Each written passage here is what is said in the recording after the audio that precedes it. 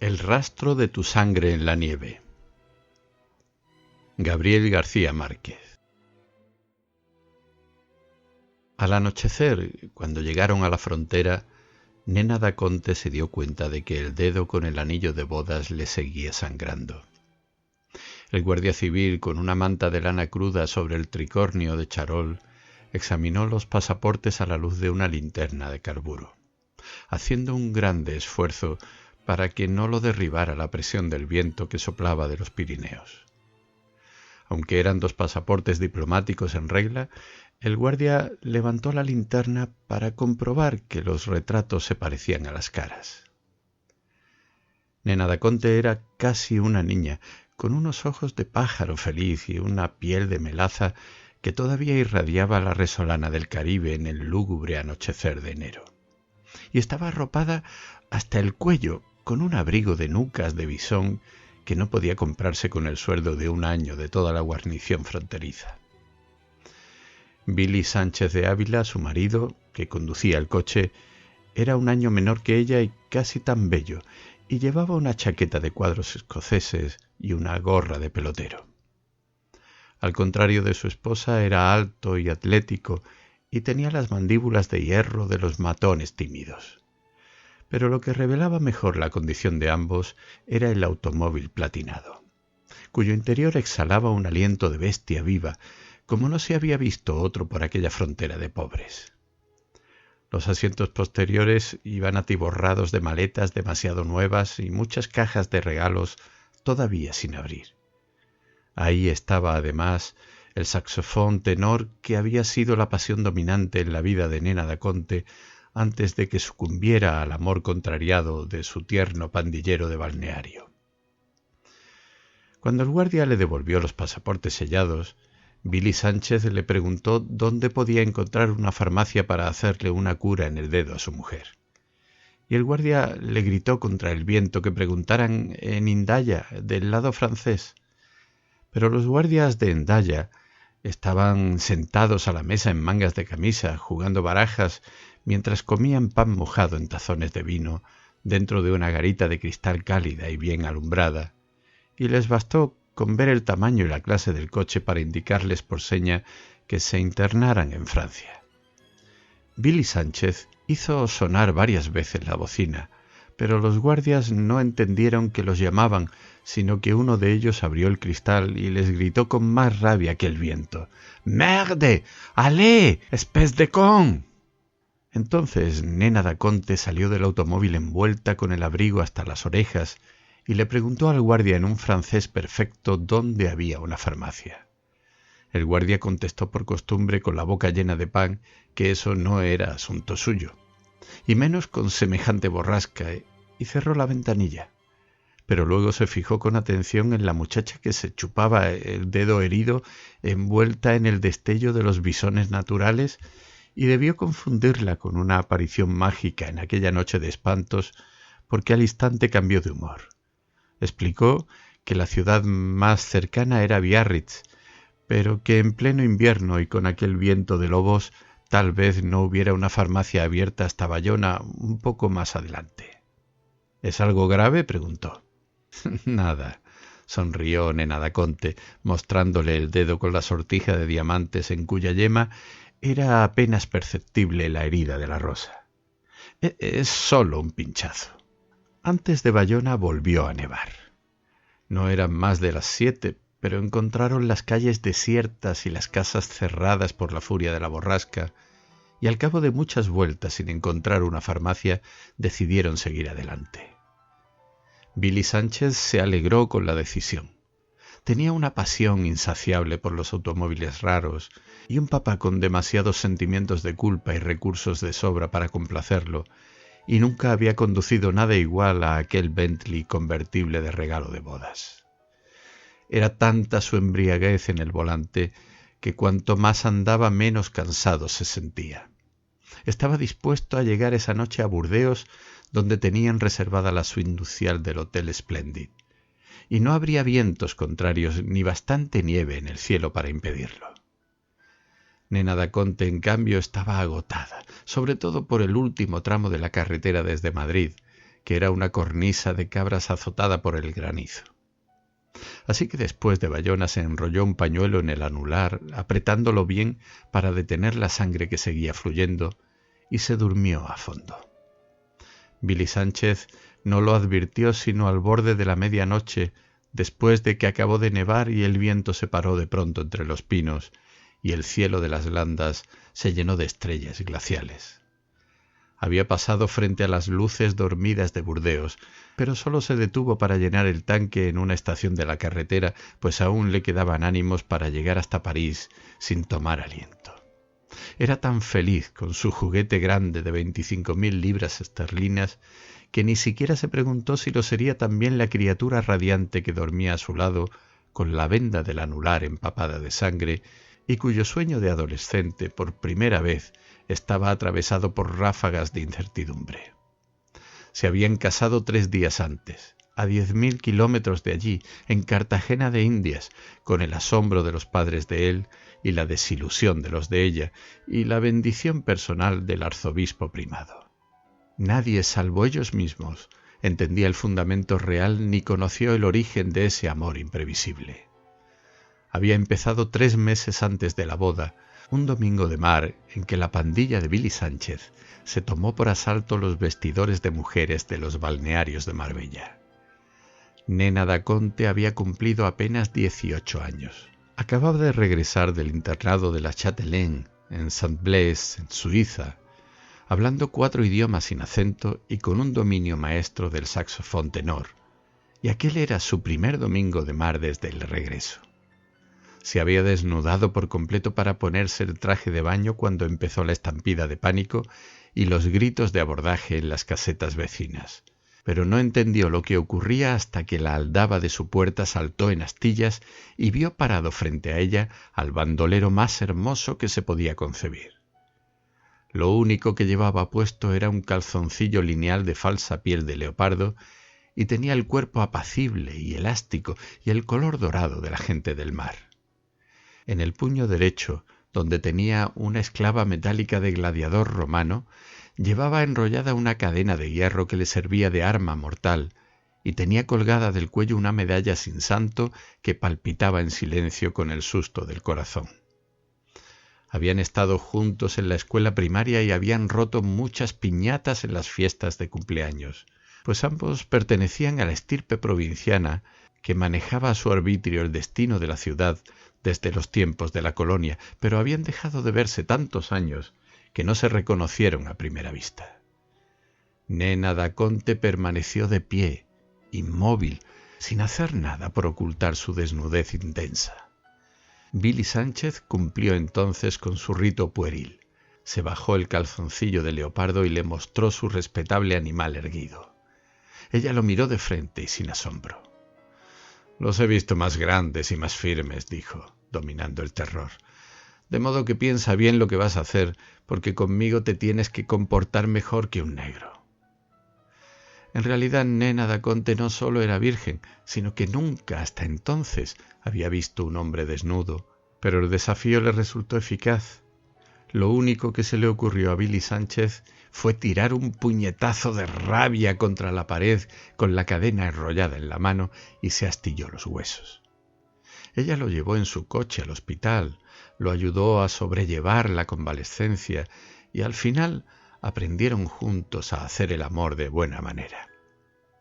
Pasaron las tardes difíciles de junio en la terraza interior de la casa donde habían muerto 6 generaciones de próceres en la familia de Nena da Conte, ella tocando canciones de moda en el saxofón y él con la mano escayolada contemplándola desde el chinchorro con un estupor sin alivio. La casa tenía numerosas ventanas de cuerpo entero que daban al estanque de podredumbre de la bahía y era una de las más grandes y antiguas del barrio de La Manga, y sin duda la más fea. Pero la terraza de baldosas ajedrezadas donde Nena da Conte tocaba el saxofón era un remanso en el calor de las 4, y daba a un patio de sombras grandes con palos de mango y matas de guineo, bajo los cuales había una tumba con una losa sin nombre, anterior a la casa y a la memoria de la familia. Aun los menos entendidos en música pensaban que el sonido del saxofón era anacrónico en una casa de tanta alcurnia. «Suena como un buque», había dicho la abuela de Nena da Conte cuando lo oyó por primera vez. Su madre había tratado en vano de que lo tocara de otro modo, y no como ella lo hacía por comodidad, con la falda recogida hasta los muslos y las rodillas separadas, y con una sensualidad que no le parecía esencial para la música. «No me importa qué instrumento toques», le decía, «con tal de que lo toques con las piernas cerradas». Pero fueron esos aires de adioses de buques y ese encarnizamiento de amor los que le permitieron a Nena da Conte romper la cáscara amarga de Billy Sánchez. Debajo de la triste reputación de bruto que él tenía muy bien sustentada por la confluencia de dos apellidos ilustres, ella descubrió un huérfano asustado y tierno. Llegaron a conocerse tanto mientras se le soldaban los huesos de la mano que él mismo se asombró de la fluidez con que ocurrió el amor cuando ella lo llevó a su cama de doncella una tarde de lluvias en que se quedaron solos en la casa. Todos los días a esa hora, durante casi 2 semanas, retozaron desnudos bajo la mirada atónita de los retratos de guerreros civiles y abuelas insaciables que los habían precedido en el paraíso de aquella cama histórica. Aun en las pausas del amor parecían desnudos con las ventanas abiertas, respirando la brisa de escombros de barcos de la bahía, su olor a mierda, oyendo en el silencio del saxofón los ruidos cotidianos del patio, la nota única del sapo bajo las matas de guineo, la gota de agua en la tumba de nadie, los pasos naturales de la vida que antes no habían tenido tiempo de conocer. Cuando los padres de Nena da Conte regresaron a la casa, ellos habían progresado tanto en el amor que ya no les alcanzaba el mundo para otra cosa, y lo hacían a cualquier hora y en cualquier parte, tratando de inventarlo otra vez cada vez que lo hacían. Al principio lo hicieron como mejor podían en los carros deportivos con que el papá de Billy trataba de apaciguar sus propias culpas. Después, cuando los coches se les volvieron demasiado fáciles, se metían por la noche en las casetas desiertas de Marbella, donde el destino los había enfrentado por primera vez, y hasta se metieron disfrazados durante el carnaval de noviembre en los cuartos de alquiler del antiguo barrio de esclavos de Gesemaní, al amparo de las mamasantas que hasta hacía pocos meses tenían que padecer a Billy Sánchez con su pandilla de cadeneros.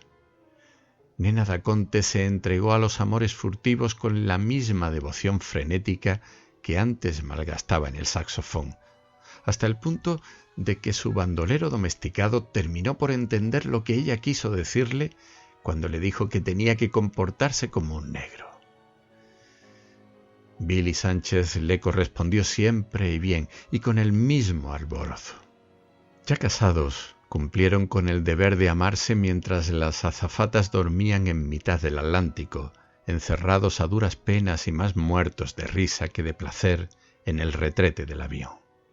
Solo ellos sabían entonces, 24 horas después de la boda, que Nena da Conte estaba encinta desde hacía 2 meses. De modo que cuando llegaron a Madrid se sentían muy lejos de ser 2 amantes saciados, pero tenían bastantes reservas para comportarse como recién casados puros. Los padres de ambos lo habían previsto todo. Antes del desembarco, un funcionario de protocolo subió a la cabina de primera clase para llevarle a Nena da Conte el abrigo de visón blanco con franjas de un negro luminoso, que era el regalo de bodas de sus padres. A Billy Sánchez le llevó una chaqueta de cordero, que era la novedad de aquel invierno, y las llaves sin marca de un coche de sorpresa que le esperaba en el aeropuerto. La misión diplomática de su país los recibió en el salón oficial. El embajador y su esposa no solo eran amigos desde siempre de la familia de ambos, sino que él era el médico que había asistido al nacimiento de Nena da Conte y la esperó con un ramo de rosas tan radiantes y frescas que hasta las gotas de rocío parecían artificiales. Ella los saludó a ambos con besos de burla, incómoda con su condición un poco prematura de recién casada, y luego recibió las rosas. Al cogerlas se pinchó el dedo con una espina del tallo, pero sorteó el percance con un recurso encantador. Lo hice adrede, dijo, para que se fijaran en mi anillo.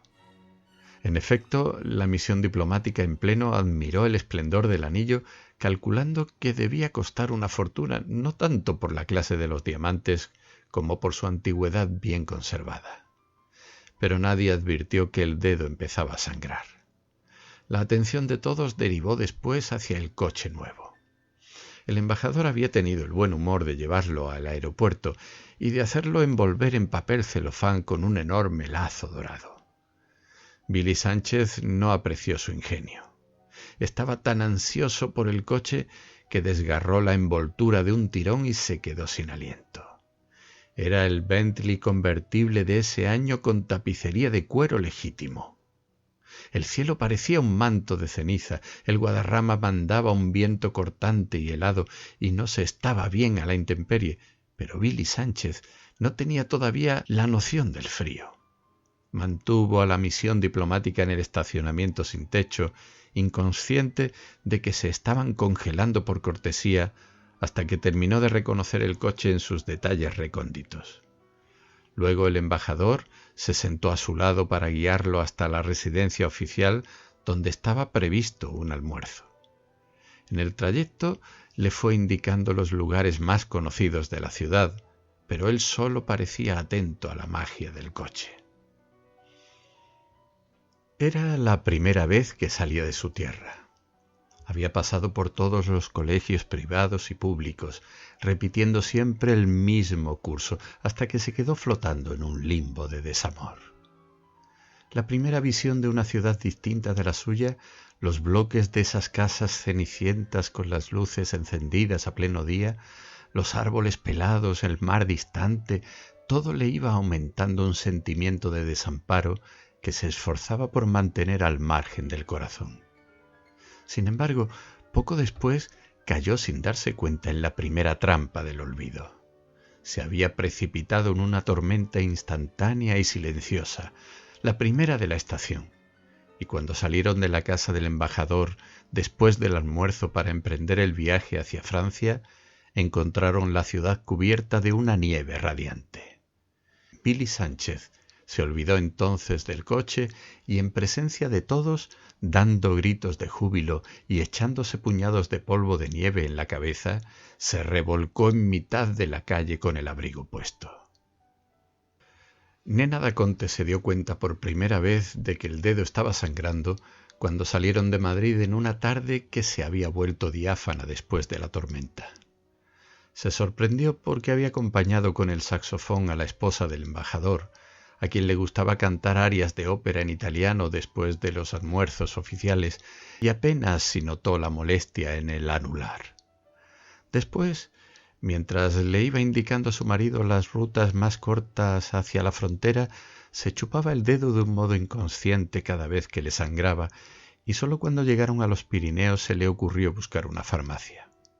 Luego sucumbió a los sueños atrasados de los últimos días y cuando despertó de pronto con la impresión de pesadilla de que el coche andaba por el agua, no se acordó más durante un largo rato del pañuelo amarrado en el dedo.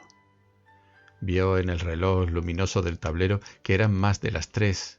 Hizo sus cálculos mentales y sólo entonces comprendió que habían seguido de largo por Burdeos y también por Angulema y Poitiers, y estaban pasando por el dique del Loira, inundado por la creciente. El fulgor de la luna se filtraba a través de la neblina y las siluetas de los castillos entre los pinos parecían de cuentos de fantasmas.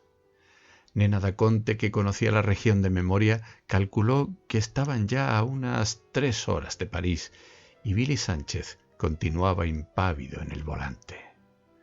«Eres un salvaje», le dijo. «Llevas más de 11 horas manejando sin comer nada». Estaba todavía sostenido en vilo por la embriaguez del coche nuevo. A pesar de que en el avión había dormido poco y mal, se sentía despabilado y con fuerzas de sobra para llegar a París al amanecer. «Todavía me dura el almuerzo de la embajada», dijo, y agregó sin ninguna lógica. «Al fin y al cabo, en Cartagena están saliendo apenas del cine. Deben ser como las 10. Con todo, Nena da Conte temía que él se durmiera conduciendo. Abrió una caja de entre los tantos regalos que les habían hecho en Madrid y trató de meterle en la boca un pedazo de naranja azucarada. Pero él la esquivó. «Los machos no comen dulces», dijo. Poco antes de Orleans se desvaneció la bruma y una luna muy grande iluminó las sementeras nevadas, pero el tráfico se hizo más difícil por la confluencia de los enormes camiones de legumbres y cisternas de vinos que se dirigían a París. Nena da Conte hubiera querido ayudar a su marido en el volante, pero ni siquiera se atrevió a insinuarlo porque le había advertido desde la primera vez en que salieron juntos que no hay humillación más grande para un hombre que dejarse conducir por su mujer. Se sentía lúcida después de casi 5 horas de buen sueño y estaba además contenta de no haber parado en un hotel de la provincia de Francia que conocía desde muy niña en numerosos viajes con sus padres. «No hay paisajes más bellos en el mundo», decía, «pero uno puede morirse de sed sin encontrar a nadie que le dé gratis un vaso de agua». Tan convencida estaba que a última hora había metido un jabón y un rollo de papel higiénico en el maletín de mano, porque en los hoteles de Francia nunca había jabón y el papel de los retretes eran los periódicos de la semana anterior cortados en cuadritos y colgados de un gancho. Lo único que lamentaba en aquel momento era haber desperdiciado una noche entera sin amor. La réplica de su marido fue inmediata. «Ahora mismo estaba pensando que debe ser del carajo tirar en la nieve», dijo. «Aquí mismo, si quieres». Nena da Conte lo pensó en serio. Al borde de la carretera, la nieve bajo la luna tenía un aspecto mullido y cálido, pero a medida que se acercaban a los suburbios de París, el tráfico era más intenso y había núcleos de fábricas iluminadas y numerosos obreros en bicicleta.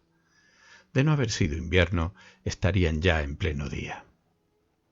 «Ya será mejor esperar hasta París», dijo Nena da Conte.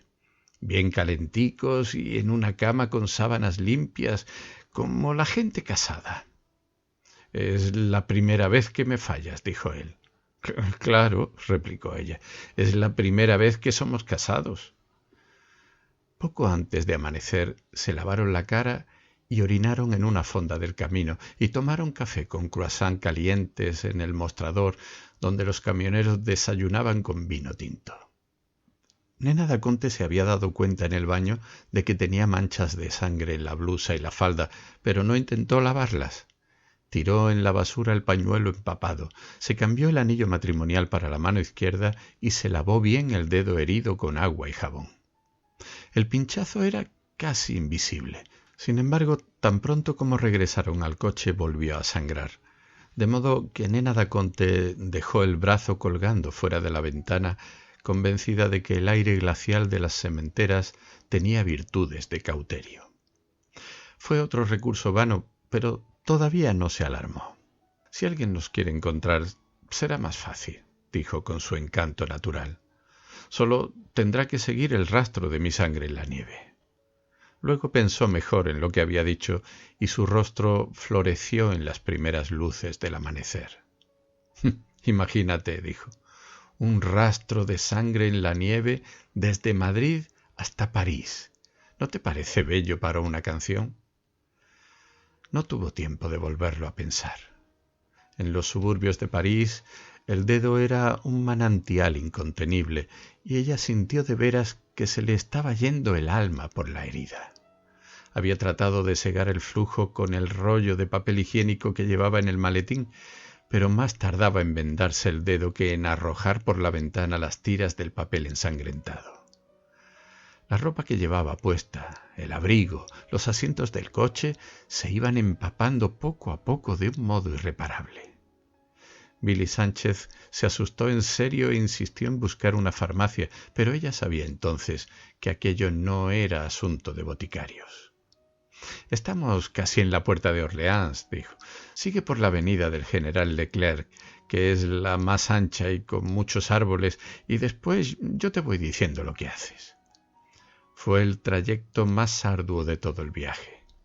La avenida del General Leclerc Era un nudo infernal de automóviles pequeños y bicicletas, embotellados en ambos sentidos, y de los camiones enormes que trataban de llegar a los mercados centrales.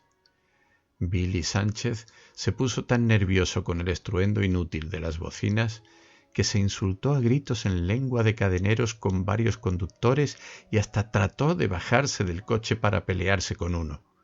Pero Nena da Conte logró convencerlo de que los franceses era la gente más grosera del mundo, pero no se golpeaban nunca.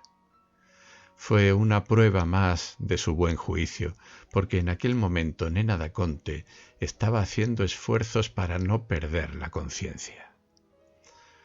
Solo para salir de la glorieta del León de Belfort necesitaron más de 1 hora. Los cafés y almacenes estaban iluminados como si fuera la medianoche, pues era un martes típico de los eneros de París, encapotados y sucios y con una llovizna tenaz que no alcanzaba a concretarse en nieve. Pero la avenida de Enfer-Rochereau estaba más despejada y al cabo de unas pocas cuadras Nena da Conte le indicó a su marido que doblara a la derecha y estacionó frente a la entrada de emergencia de un hospital enorme y sombrío. Necesitó ayuda para salir del coche, pero no perdió la serenidad ni la lucidez. Mientras llegaba el médico de turno, acostada en la camilla rodante, contestó a la enfermera el cuestionario de rutina sobre su identidad y sus antecedentes de salud. Billy Sánchez le llevó el bolso y le apretó la mano izquierda, donde entonces llevaba el anillo de bodas, y la sintió lánguida y fría, y sus labios habían perdido el color. Permaneció a su lado, con la mano en la suya, hasta que llegó el médico de turno y le hizo un examen rápido al anular herido. Era un hombre muy joven, con la piel del color del cobre antiguo y la cabeza pelada. Nena da Conte no le prestó atención, sino que dirigió a su marido una sonrisa lívida. «No te asustes», le dijo con su humor invencible. «Lo único que puede suceder es que este caníbal me corte la mano para comérsela». El médico concluyó el examen y entonces los sorprendió con un castellano muy correcto, aunque con raro acento asiático. «No, muchachos», dijo, «este caníbal prefiere morirse de hambre antes que cortar una mano tan bella». Ellos se ofuscaron, pero el médico los tranquilizó con un gesto amable. Luego ordenó que se llevaran la camilla y Billy Sánchez quiso seguir con ella cogido de la mano de su mujer. El médico lo detuvo por el brazo. «Usted no va para cuidados intensivos», le dijo. Nena da Conte le volvió a sonreír al esposo y le siguió diciendo adiós con la mano hasta que la camilla se perdió en el fondo del corredor. El médico se retrasó estudiando los datos que la enfermera había escrito en una tablilla. Billy Sánchez lo llamó. «Doctor», le dijo, «ella está encinta». «¿Cuánto tiempo?» «2 meses». El médico no le dio la importancia que Billy Sánchez esperaba. «Hizo bien en decírmelo», dijo, y se fue detrás de la camilla. Billy Sánchez se quedó parado en la sala lúgubre, olorosa a sudores de enfermos. Se quedó sin saber qué hacer mirando el corredor vacío por donde se habían llevado a Nena da Conte, y luego se sentó en el escaño de madera donde había otras personas esperando. No supo cuánto tiempo estuvo ahí, pero cuando decidió salir del hospital era otra vez de noche y continuaba la llovizna, y él seguía sin saber ni siquiera qué hacer consigo mismo, abrumado por el peso del mundo. Nena da Conte ingresó a las 9:30 del martes 7 de enero, según lo pude comprobar años después en los archivos del hospital. Aquella primera noche, Billy Sánchez durmió en el coche estacionado frente a la puerta de urgencias y muy temprano al día siguiente se comió 6 huevos cocidos y 2 tazas de café con leche en la cafetería que encontró más cerca, pues no había hecho una comida completa desde Madrid. Después volvió a la sala de urgencias para ver a Nena da Conte, pero le hicieron entender que debía dirigirse a la entrada principal. Allí consiguieron por fin un asturiano del servicio que lo ayudó a entenderse con el portero, y éste comprobó que, en efecto, Nena da Conte estaba registrada en el hospital, pero que sólo se permitían visitas los martes de 9 a 4. Es decir, 6 días después. Trató de ver al médico que hablaba castellano, a quien describió como un negro con la cabeza pelada, pero nadie le dio razón con 2 detalles tan simples. Tranquilizado con la noticia de que Nena Daconte estaba en el registro, volvió al lugar donde había dejado el coche y un agente de tránsito lo obligó a estacionar 2 cuadras más adelante, en una calle muy estrecha y del lado de los números impares. En la acera de enfrente había un edificio restaurado con un letrero «Hotel Nicole». Tenía una sola estrella y una sala de recibo muy pequeña, donde no había más que un sofá y un viejo piano vertical, pero el propietario, de voz aflautada, podía entenderse con los clientes en cualquier idioma a condición de que tuvieran con qué pagar. Billy Sánchez se instaló con 11 maletas y 9 cajas de regalos en el único cuarto libre, que era una mansarda triangular en el 9º piso, a donde se llegaba sin aliento por una escalera en espiral que olía a espuma de coliflores hervidas. Las paredes estaban forradas de colgaduras tristes, y por la única ventana no cabía nada más que la claridad turbia del patio interior.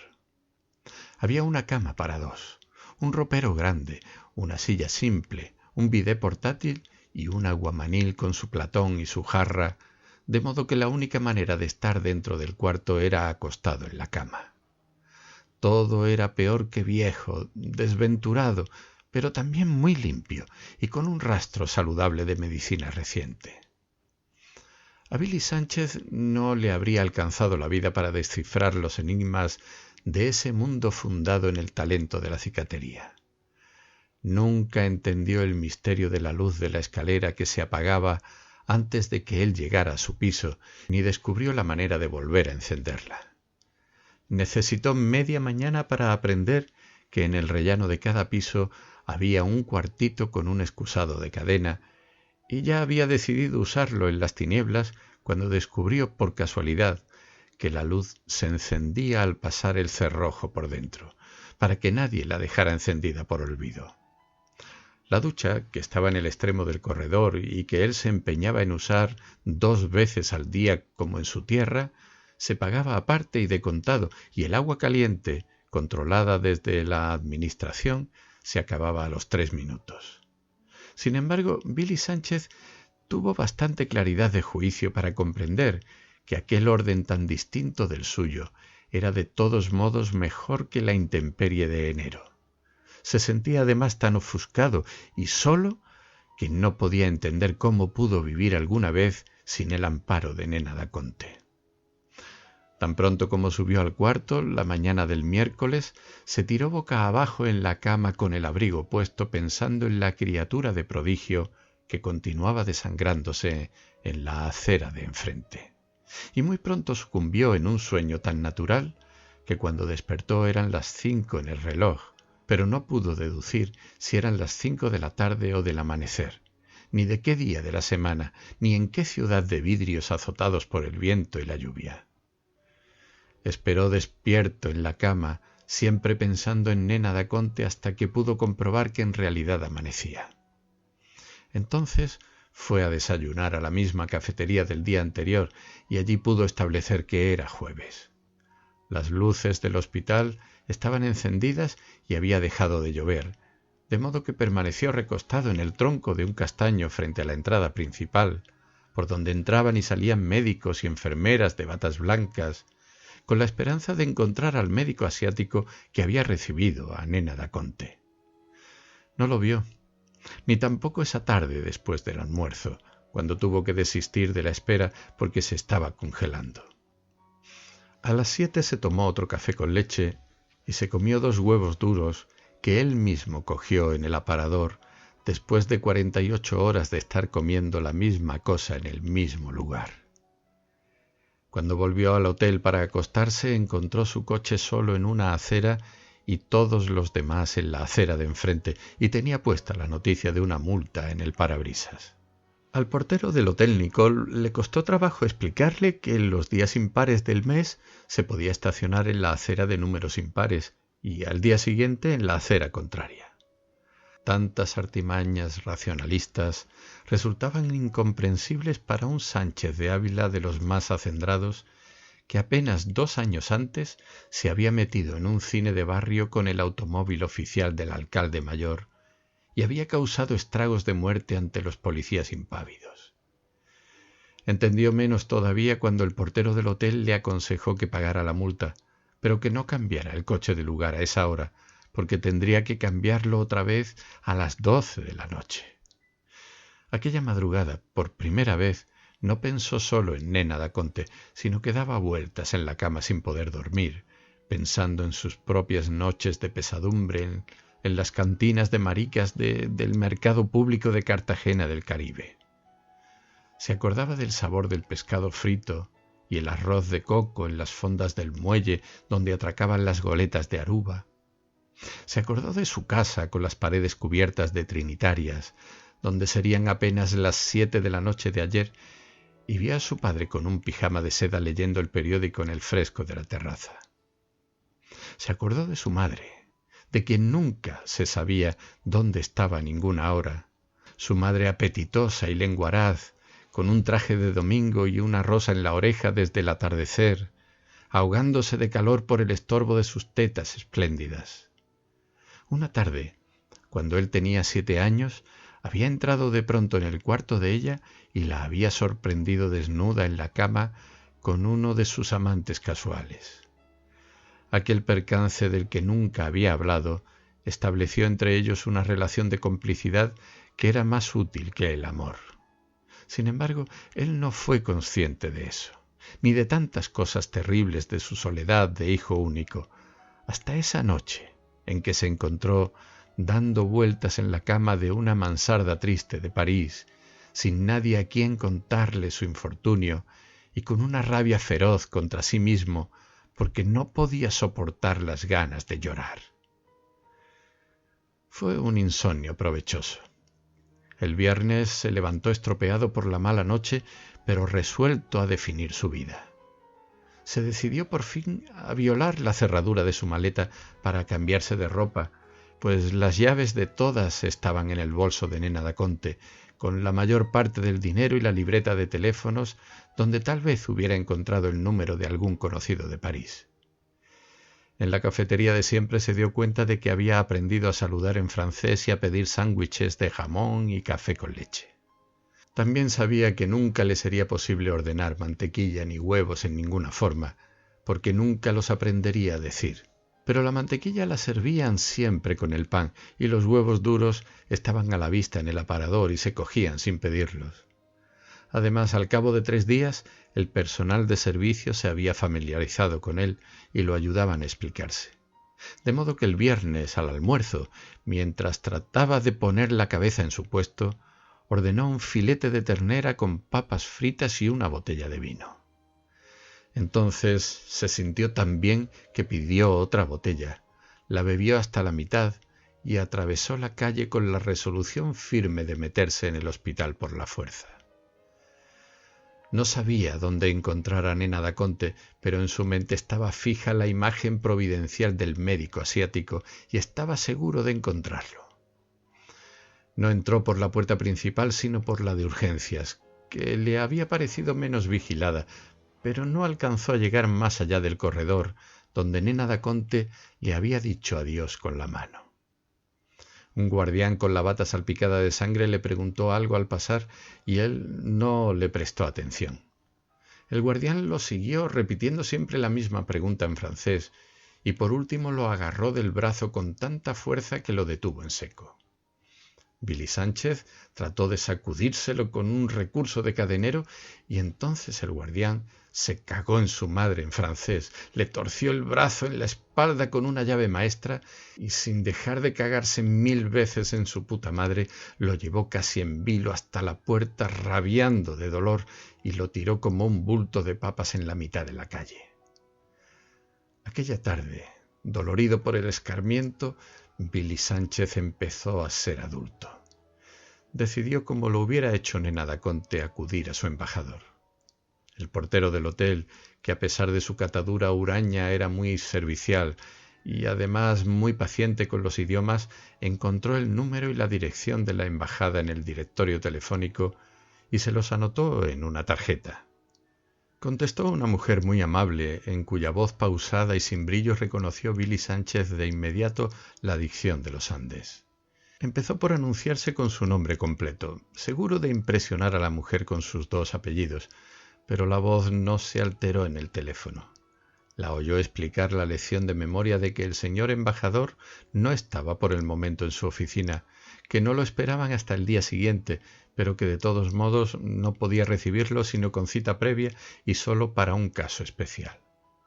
Billy Sánchez comprendió entonces que por ese camino tampoco llegaría hasta Nena Daconte, y agradeció la información con la misma amabilidad con que se la habían dado. Luego tomó un taxi y se fue a la embajada.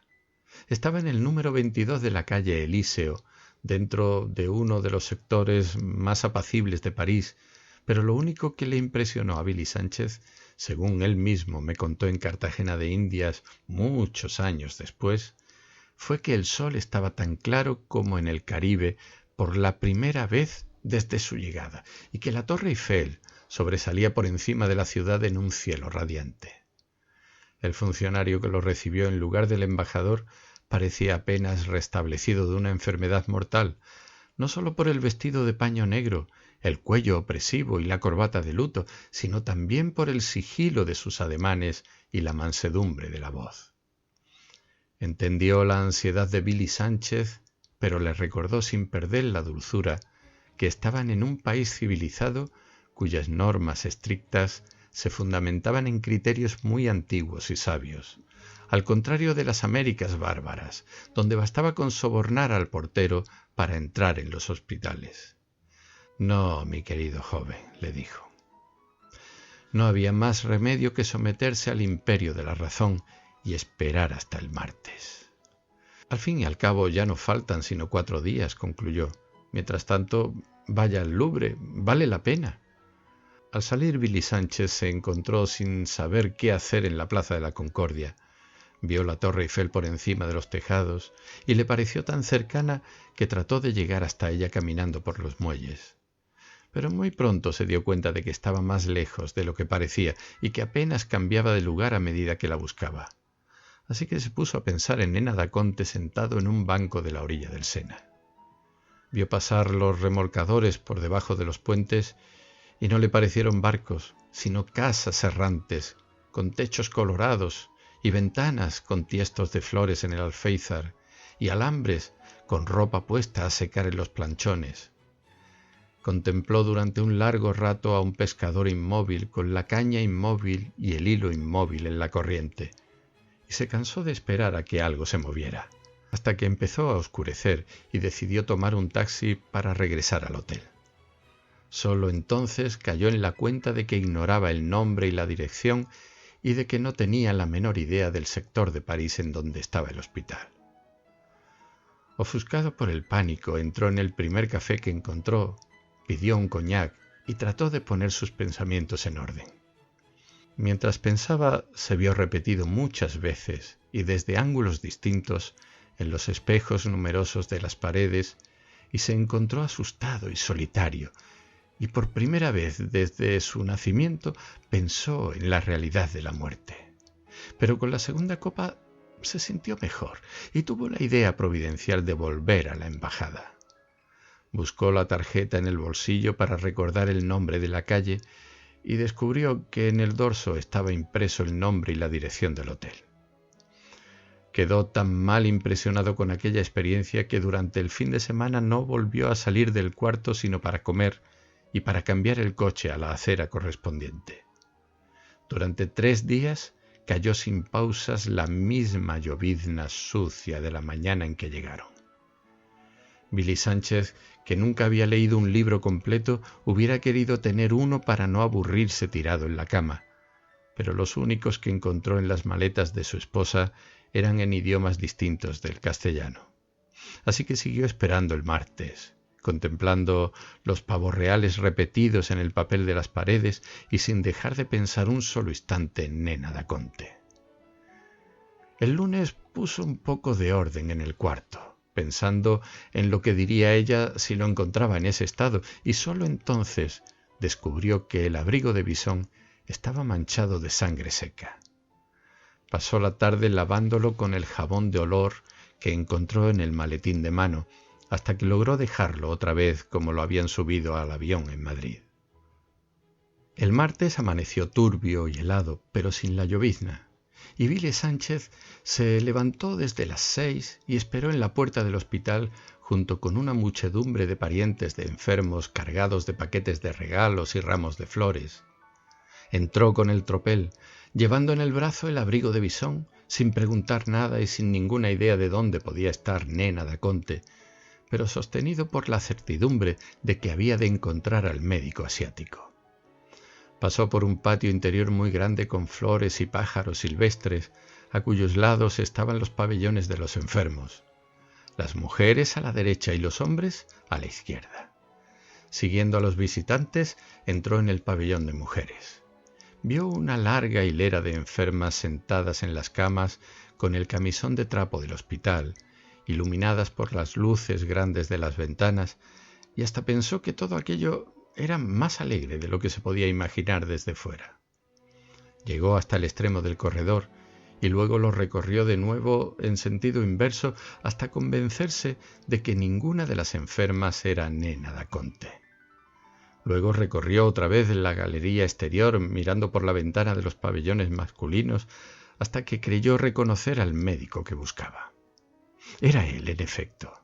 Estaba con otros médicos y varias enfermeras examinando a un enfermo. Billy Sánchez entró en el pabellón, apartó a una de las enfermeras del grupo y se paró frente al médico asiático que estaba inclinado sobre el enfermo. Lo llamó. El médico levantó sus ojos desolados, pensó un instante y entonces lo reconoció. «¿Pero dónde diablos se había metido usted?», dijo.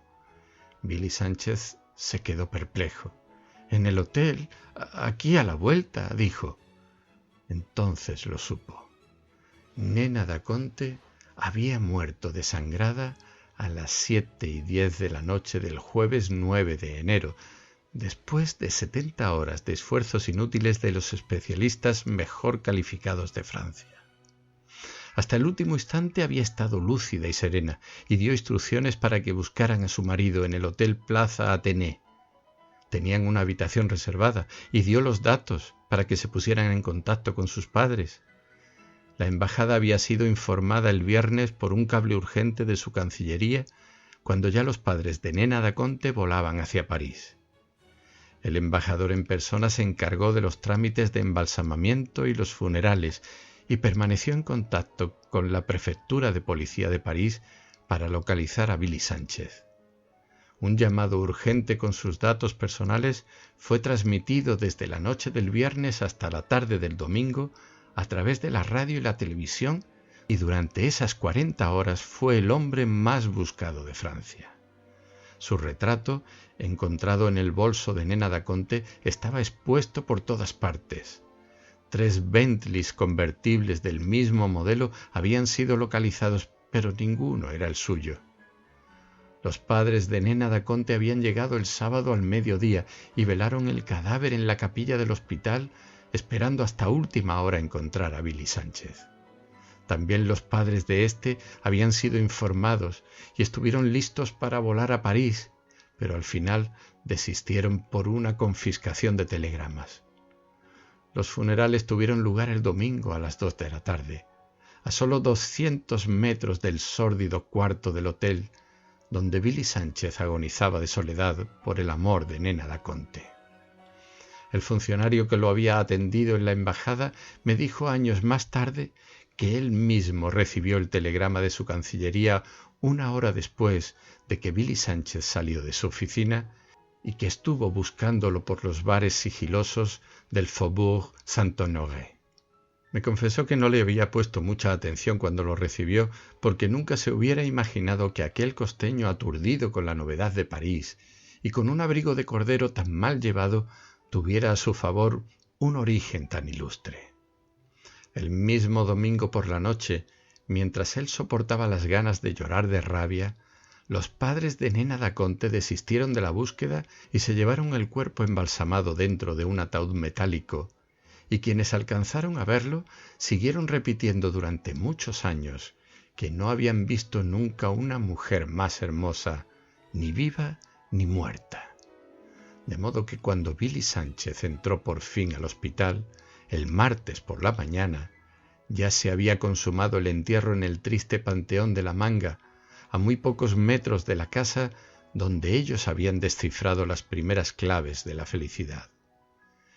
El médico asiático que puso a Billy Sánchez al corriente de la tragedia quiso darle unas pastillas calmantes en la sala del hospital, pero él las rechazó. Se fue sin despedirse, sin nada que agradecer, pensando que lo único que necesitaba con urgencia era encontrar a alguien a quien romperle la madre a cadenazos para desquitarse de su desgracia. Cuando salió del hospital, ni siquiera se dio cuenta de que estaba cayendo del cielo una nieve sin rastros de sangre, cuyos copos tiernos y nítidos parecían plumitas de palomas, y que en las calles de París había un aire de fiesta porque era la primera nevada grande en 10 años.